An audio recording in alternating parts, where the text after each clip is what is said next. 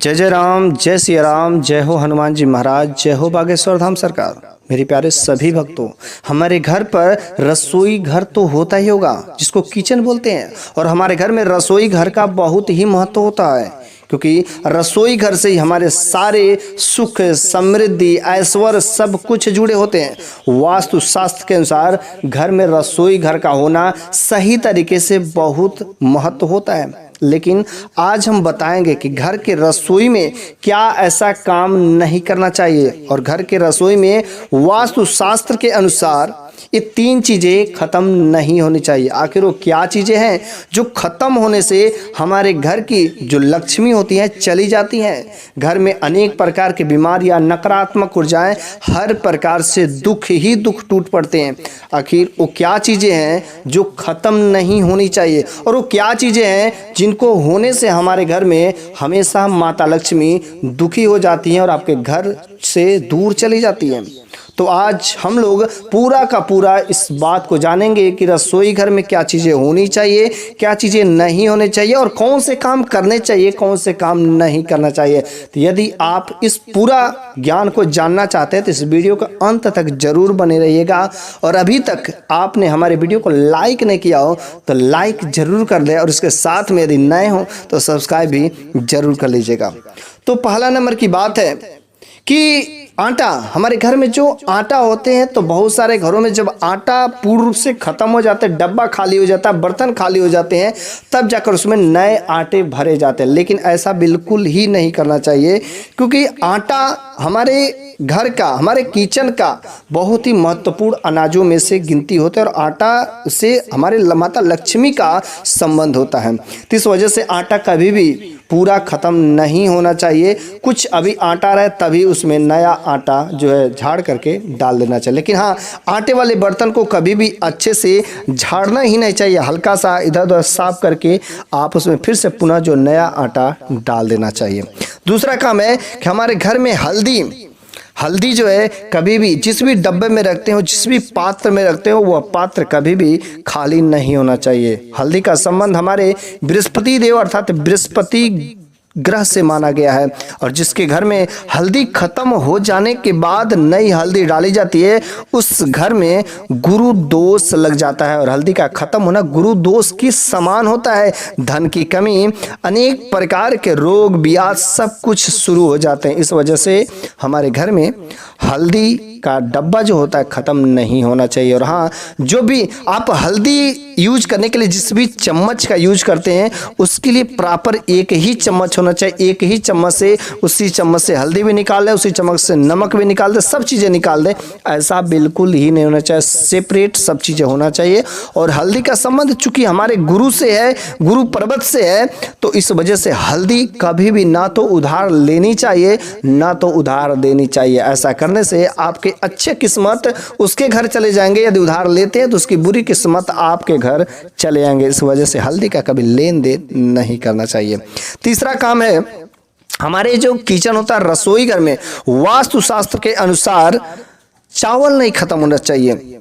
चावल और आटा ही तो दोनों सबसे महत्वपूर्ण अनाज होते हैं। तो चावल का संबंध हमारे शुक्र से संबंधित होता है, और यह सुख और भर्ती का प्रतीक होते हैं। यदि हमारा शुक्र खुश है तो हर प्रकार से सुख, समृद्धि अर्थात भौतिक सुखों की प्राप्ति होती है। तो कभी भी चावल भी ऐसे नहीं खत्म होने चाहिए कि पूर्णतः जब चावल का डब्बा खत्म हो जाए, खाली हो जाए, तब नया चावल डालें। ऐसा नहीं, कुछ उसमें रहे तभी आप नया चावल डाल देना चाहिए। इससे क्या होता है कि आप शुक्र दोष कभी नहीं भोगेंगे, क्योंकि शुक्र जिसका भी खराब हो जाता है उसके पति पत्नी के संबंध में कड़वा हो जाता है, कभी प्रेम नहीं रह जाता है।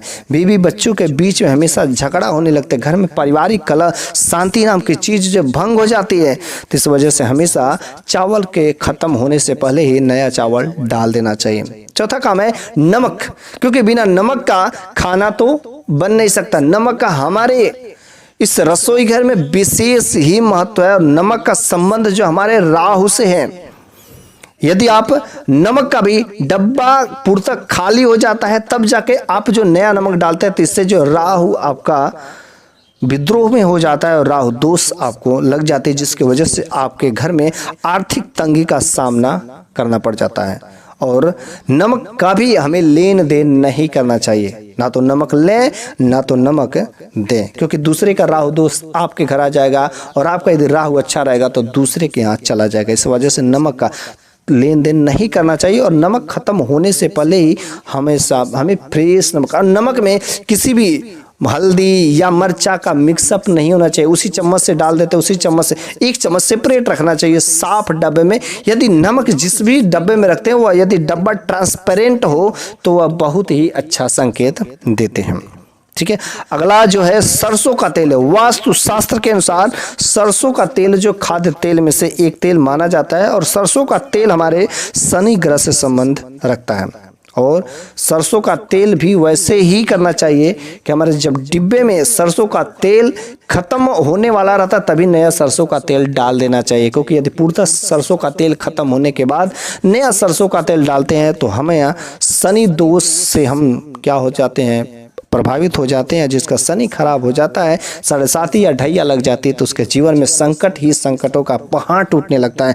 हर तरफ से दरिद्रता, भूखमरी, बीमारी, कष्ट आते रहते। इस वजह से सरसों के तेल से सावधान रहे। हो सके तो सरसों का तेल शनिवार के दिन आपको किसी मंदिर में जरूर दान करना चाहिए। शनिवार के दिन शनिदेव के सरसों के तेल से दीपक जलाएं, हनुमान जी के मंदिर में दीपक भी जलाना चाहिए और शनि भगवान को सरसों के तेल से स्नान भी कराना चाहिए। ऐसा करने से शनि दोष से मुक्ति मिलती है।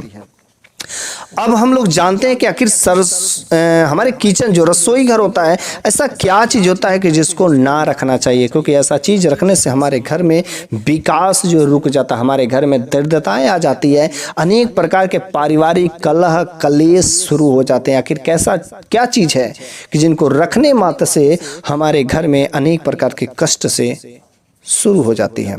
पहला चीज है, हमारे घर का जो किचन होता है, रसोई घर होता है, उस रसोई घर में कभी भी मेडिसिन ना रखे, अर्थात दवा न रखे, क्योंकि दवा जो कीटनाशक होता है, चाहे आपके स्वास्थ्य वाली दवा हो, चाहे कीटनाशक दवा हो, चाहे किसी प्रकार की कोई भी दवा हो, घर के किचन में नहीं रखना चाहिए। ऐसा माना जाता है कि जब किचन में यदि आप दवा रखते हैं तो आपके परिवार के सदस्यों में बीमारियां ही बीमारी शुरू हो जाती है। तो हमारे घर के किचन में दवा नहीं रखना चाहिए। दूसरा नंबर, हमारे किचन में जो फ्रिज होता है, उस फ्रिज में कभी भी गूथा हुआ आटा नहीं रखें। उतना ही आटा गूथें जितना हमें जरूरत है। ऐसा करने से शनि दोष, राहु का नकारात्मक प्रभाव आपके ऊपर पड़ने लगता है।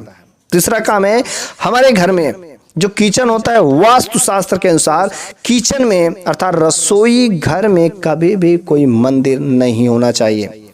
रसोई घर में ना तो मंदिर हो, ना तो कोई भगवान की मूर्ति हो, ना तो कोई भगवान का फोटो हो। वहां पर ऐसा चीज नहीं होना चाहिए, क्योंकि घर के किचन में वहां पर सात्विक और तामसिक दोनों प्रकार के भोजन बनते हैं। लहसुन प्याज वाले जो भोजन होते हैं तामसिक भोजन से संबंध रखते हैं। इस वजह से हमें मंदिर में इस सारी मंदिर हमारे रसोई घर में नहीं होना चाहिए। चौथा जो चीज है, वास्तु शास्त्र के अनुसार हमारे घर के किचन में कभी भी टूटे हुए बर्तन का प्रयोग नहीं करना चाहिए। ना तो वह बर्तन टूटा हो, ना तो चटका हो, ना तो कहीं भी। अधिकतर लोग टूटे हुए गिलास थोड़ा सा टूट जाता तो उसको किनारे नहीं रखते, लेकिन नहीं, टूटा हुआ या चटका हुआ बर्तन नहीं प्रयोग करना चाहिए। अगला जो पांचवा है, वास्तु शास्त्र के अनुसार हमारे घर का जो रसोई घर होता है, रसोई घर चूंकि माता लक्ष्मी का वास होता है, तो इस वजह से रसोई घर में जूते चप्पल तो बिल्कुल ही नहीं होना चाहिए। हमारा रसोई घर जितना ही साफ रहता है उतना ही माता लक्ष्मी खुश रहती है। ना तो रसोई घर में जूते चप्पल पहनकर जाना भी नहीं चाहिए। ऐसा माना जाता है कि रसोई घर साक्षात एक देवी देवता के मंदिर के समान होता है। इस वजह से वहां पर जूते चप्पल नहीं पहनकर जाए, क्योंकि जूते चप्पल के साथ गंदगी जाती है और जहाँ पर गंदगी होती है तो वहाँ का नकारात्मक शक्ति जाती ही जाती है। और गंदगी जाएगी तो उसके साथ साथ में अनेक प्रकार के बैक्टीरिया जाएंगे, जिसकी वजह से आपके घर में अनेक प्रकार के बीमारियां आना शुरू हो जाएंगी। अगला जो काम है, हमें क्या जो है, तावा आप रोटी पकाने में यूज करते होंगे। तावा और कढ़ाई का हमारे घर के किचन में बहुत ही विशेष महत्व होता है, क्योंकि तावा पर रोटी बनता है और कढ़ाई में सब्जी और बहुत सारे पकवान तावा और कढ़ाई पर बनाया जाता है। लेकिन तावा का प्रयोग खास तरीके से रोटी के लिए, पराठा के लिए किया जाता है। लेकिन तावा जो है हमारे धन का कारक माना जाता है। यदि इसको सही विधि से, सही तरीके से यदि रखा जाए, सही यदि उसके विधिवत जान ले, तो हमारे जीवन में इसका बहुत ही महत्व होता है और इसके बहुत ही शुभ फल मिलते हैं। क्योंकि तावा जो है राहु का प्रतिनिधित्व करता है। इस वजह से साफ सफाई का विशेष महत्व रखना चाहिए। कभी भी तावा रोटी बनाने के बाद उस गैस पर या चूल्हे पर वैसे ही नहीं छोड़ना चाहिए, बल्कि साफ सुथरा करके उसको उचित स्थान पर रख देना चाहिए। यदि आपके घर पर कोई भी आदमी ज़्यादा नशा करता हो, आपका पति हो चाहे आपके बच्चे हो, दारू शराब बीड़ी सिगरेट यदि ज़्यादा गंदे चीज़ों का सेवन करते हो, तो समझ जाइए आपके घर में कहीं ना कहीं तावा या कढ़ाई का आप इज्जत नहीं करते, सम्मान नहीं करते हैं। वैसे ही छोड़ देते हैं, जूठा करके छोड़ देते हैं, वैसे ही गैस पर ही छोड़ देते हैं, चूल्हा पर ही छोड़ देते हैं। इसका परिणाम आपके पति और आपके बच्चे पर पड़ता है, जिसकी वजह से आपके घर में दरिद्रता बनी रहती है। तो इस वजह से तावा पर कभी भी हम लोग रोटी बनाने के बाद वैसे ही नहीं छोड़ना चाहिए। और हाँ, जब हम रोटी बनाते हैं तो तावा पर जैसे गैस पर या चूल्हा पर रखते हैं तो गर्म होने से पहले उस पर थोड़ा सा नमक जरूर डाल देना चाहिए। नमक डाल देने से वास्तु दोष जो है खत्म हो जाते हैं। वही नमक डालना चाहिए जो नमक फ्रेश हो, उसमें हल्दी मिर्चा का मिक्स नहीं होना चाहिए। एक ही चम्मच का प्रयोग करना चाहिए। नमक के लिए अलग करना चाहिए, हल्दी के लिए अलग करना चाहिए, मिर्च के लिए अलग करना चाहिए। नमक का फ्रेश नमक थोड़े से तावा पर रखना चाहिए। इससे जो है वास्तु दोष खत्म होना चाहिए।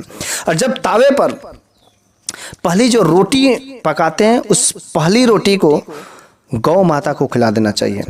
क्योंकि गौ माता को खिलाने से आपके घर में अनेक प्रकार के देवी देवताओं का वास होने लगता है, उनका आशीर्वाद मिलता है। क्योंकि जो गौ माता है उनके ऐसा कहा जाता है कि 33 कोटि देवताओं का वास होता है। इस वजह से गौ माता को जरूर खिला दें ताकि बुरी नज़र से आप हमेशा बचे रहें। तावा ऐसे जगह पर हमें किचन में रखना चाहिए ताकि किसी दूसरे या सामने नहीं होना चाहिए, ताकि डायरेक्ट उसी पर नजर न जाए। कभी भी तावा हम लोग यदि उतार कर रखते हैं तो उलाट करके नहीं रखना चाहिए। तावा प्रयोग करने के बाद कुछ देर बाद तुरंत उसको धुल करके साफ सुथरा एकदम चमका करके रखना चाहिए। सामने ना कभी भी रखें तो जहाँ पर भी आप खाना पकाते हो उस खाना पकाने के दाहिने जगह पर आपको जो तावा खड़ा करके यदि रख देते तो बड़ी अच्छी बात होती। सामने नहीं होना चाहिए। तावा उलाट कर, तावा और कढ़ाई कभी भी उलाट करके नहीं रखना चाहिए। ठीक है, ऐसा करने से अशुभ प्रभाव पड़ते हैं, नकारात्मक माता लक्ष्मी का जो है अपमान होता है। गरम तवे पर हमें कभी भी पानी नहीं डालना चाहिए, क्योंकि वास्तु शास्त्र के अनुसार यदि गरम तवे पर पानी डालते हैं तो जो वहाँ से आवाज़ आती है वह आवाज़ जो है बिल्कुल नकारात्मक वाली आवाज़ होती है, जिसकी वजह से आपके जीवन में संकटों का पहाड़ टूटने लगेगा। तावा पर कभी भी हमें जो है तीखी या नुकीली धारीदार चाकू से साफ नहीं करना चाहिए, क्योंकि ऐसा करने से जो वहाँ से आवाज़ आती है वो नकारात्मक जो बहुत ख़राब आवाज़ होती है। उस कभी भी तावा और कढ़ाई में हमें भोजन नहीं करना चाहिए, जूठा नहीं करना चाहिए। जो पात्र जिसके लिए बनाया गया वह पात्र उसी के लिए यदि यूज करते हैं तो बहुत ही अच्छा होता है, क्योंकि उसका यदि अपमान करते हैं तो इस वजह से आपके जीवन में नकारात्मक प्रभाव दिखाई देने शुरू हो जाते हैं।